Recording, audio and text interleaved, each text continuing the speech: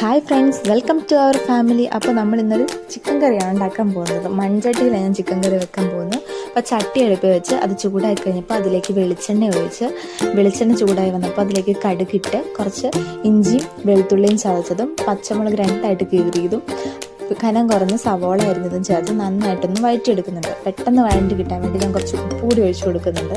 ഉപ്പ് ഒഴിച്ച് നന്നായിട്ട് വഴണ്ടി വരുന്നതാണ് വരെ കുറച്ച് നേരം ഒന്ന് മൂടി വെക്കാം. നന്നായിട്ട് വഴണ്ടി വരുന്ന ടേസ്റ്റ് കൂടുതലും.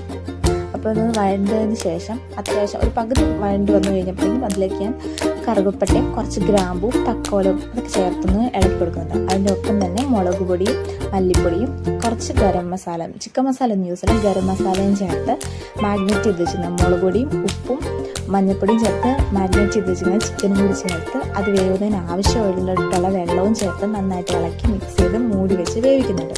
അപ്പോൾ ഇത് വെന്ത് കഴിഞ്ഞ് കഴിയുമ്പോൾ നമുക്ക് എന്തിൻ്റെ കൂടെ വേണമെങ്കിലും കഴിക്കാവുന്നതാണ്. അപ്പോൾ എല്ലാവരും ഒന്ന് ട്രൈ ചെയ്ത്